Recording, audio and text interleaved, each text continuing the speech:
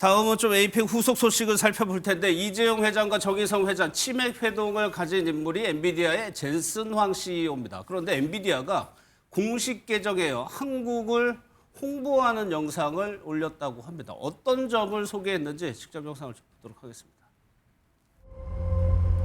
대한민국, 한강의 기적을 일궈낸 나라.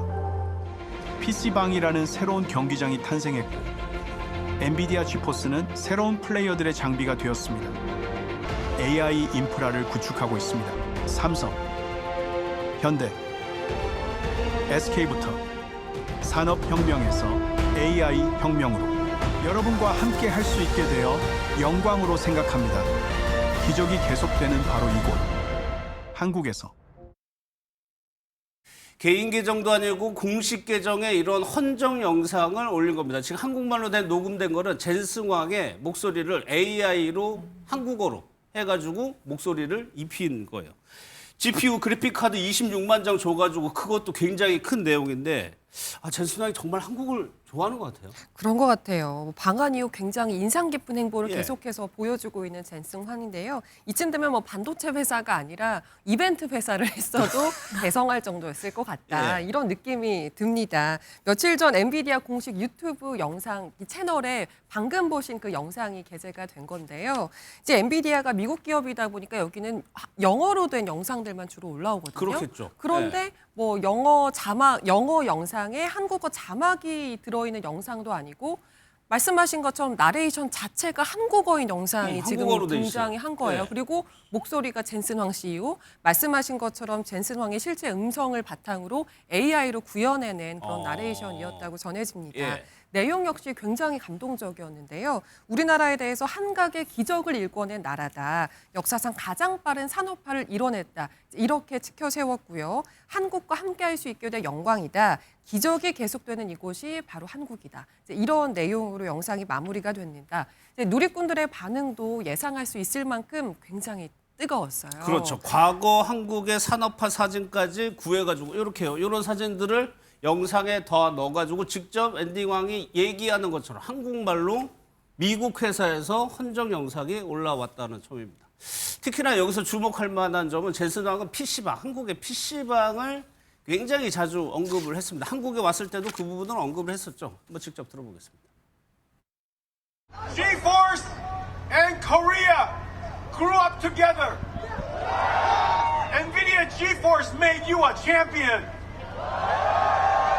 Without PC gaming, without PC bungs, without esports, there is no NVIDIA today.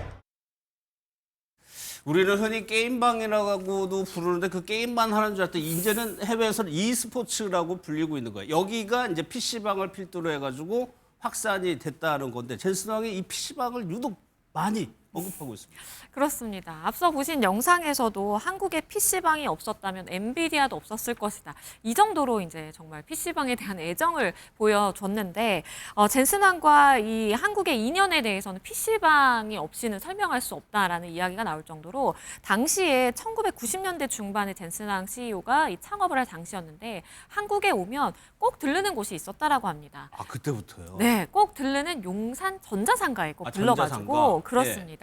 이때 당시에 이제 PC방에 공급되는 이 PC를 조립하는 곳이 바로 이제 전자상가였는데 거기에 가서 이제 영업을 뛰었다라고 해요. GPU 우리 거 좀 넣어달라라고 하면서 이렇게 영업을 적극적으로 했던 용산 전자상가에 그렇습니다. 가서요? 그렇기 때문에 당시에 PC방 문화라든지 아니면 전자상가를 딱 떠올리면 본인의 이제 과거 창업하던 그 초창기 시절이 생각나다 보니까 더욱 이렇게 애정을 담아서 좀 생각을 하고 이렇게 표현을 하고 있는 것으로 보이고요. 예. 그러다 보니까 한국의 PC방 나 너무 고맙다 이런 이야기를 자주 한다고 합니다. 예, 사실 PC방 게임방 하면은 부정적인 이미지도 조금 있는데 이게 다른 측면에서 이렇게 볼 수도 있는 겁니다. 또 한 명이요.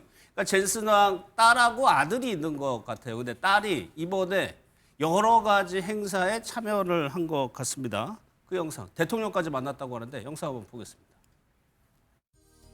따님이라고. Indeed. 사람 믿어지는데 너무 젊으세요. Not bad, right? She's 34 years old. 34살입니다. 나이는 우리나라의 그 비밀인데. Is that right? Oh my goodness. I made it up. 어제는 치킨집에서 치킨 드시는 것도 저희가 온 국민이 함께 지켜봤습니다. 더군다나 골든벨까지. And I heard this is my Chimek brothers. 불관계도 20년이 넘어 친구 관계고 어저께 말씀하신 대로 같이 치맥했고요. 생전 처음으로 젠슨이 시켜서 골든벨도 불러봤습니다. 저도 그 자리에 있었어야 되는데. All of you heard it here. Mr. President will join us next time. 뭐 국내도 그렇고 해외에서도 굉장한 화제였죠. 그 깐부 회동을 기획한 사람이 그러니까 딸 메디슨 황 딸이 그 행사를 기획했다는 거죠. 그렇습니다. 만남 장소를 깐부 치킨으로 정한 것도 또 만남의 컨셉을 AI 깐부로 정한 것도 모두 딸인 메디슨 황의 결정이었다고 예. 전해지고 있습니다. 오징어 게임의 깐부라는 옛 은어지만 나오잖아요. 이게 그렇죠. 진짜 친구, 뭐 막역한 사이 이런 거를 뜻하는 말인데 이 깐부를 타겟팅을 해서 이 만남의 장소와 성격을 기획해냈다. 이제 이런 설명을 하고 있습니다. 메디슨 환은 이걸 위해서 한 달 전에 한국을 먼저 찾아서 한달 전에요? 삼성동에 있는 해당 치킨집을 찾아가서 이곳에서 만나기로 선점을 해뒀다고 전해지고 있더라고요. 뿐만 아니라 젠슨 황 CEO가 이재용 또 정의선 회장에게 고급 위스키 선물했잖아요. 그렇죠. 이 네. 위스키를 준비한 것도 딸의 작품이라고 전해집니다. 예. 앞서서 영상으로 보신 것처럼 젠슨 황은 이재명 대통령 접견 때 딸을 데려가서 직접 소개를 하기도 했는데요. 이렇게 메디슨 황은 이번 방한뿐만이 아니라 젠슨 황의 전 세계 주요 강연이나 일정을 동행하면서 함께 일정을 소화하고 있다고 전해지고 예. 있습니다. 그냥 딸이어서 데려간 건 아닌 것 같고 엔비디아에서 어떤 일을 같이 하고 있는 것 같습니다. 아들도 같이 일을 하고 있다고 하는데 오히려 아들보다 이 딸 메디슨 황을 더 세계가 주목하고 있어요.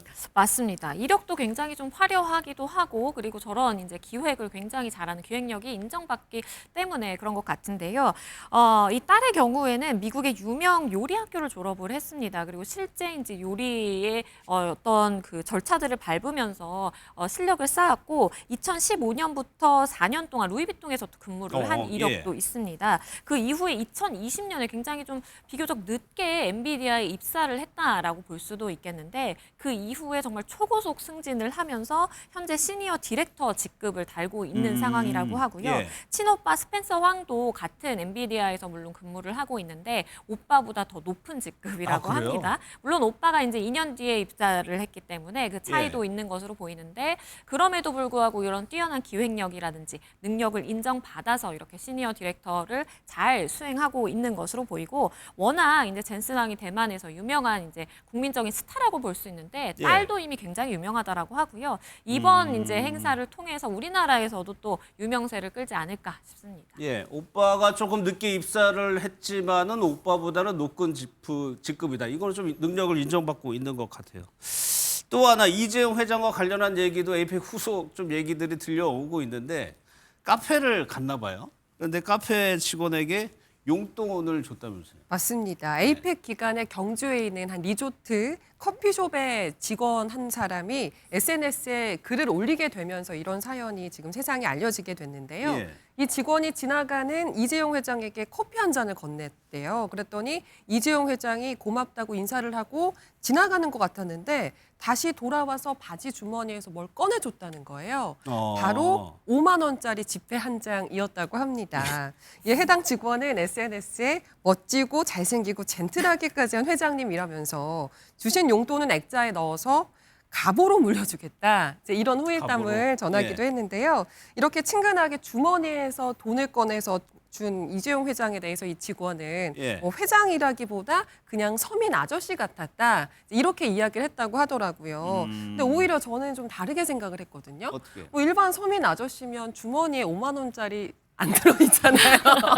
아, 있어도 선뜻 내기 그렇죠. 내기가 그렇기 힘들죠. 때문에 회장님은 역시 다르구나. 오히려 전 이렇게 생각했습니다. 그런데 뭐 김유진 아나운서 얘기한 거로만 보면은 선의로 이 직원도 커피를 그냥 지나가는 그런 이재용 거죠. 회장한테 준 거 같아요. 네, 거기에 맞아요. 대해서 그걸 기억하고 무언가를 줬다는 것 자체는 의미가 있죠.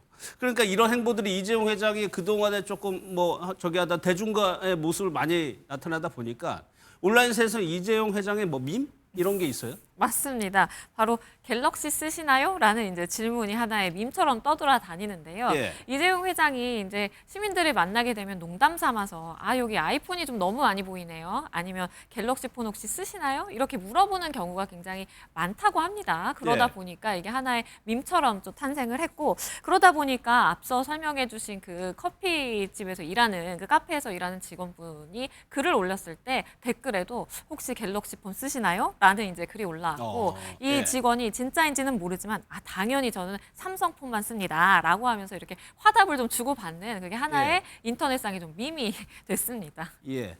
앞서 그 공개 장소에서 이렇게 자기를 찍는 카메라들이 있는 거 보고 왜 이렇게 아이폰이 많냐, 갤럭시가 왜 없냐 이런 얘기를 해가지고 그 이후로 이게 좀 화제가 되고 있는 것 같습니다.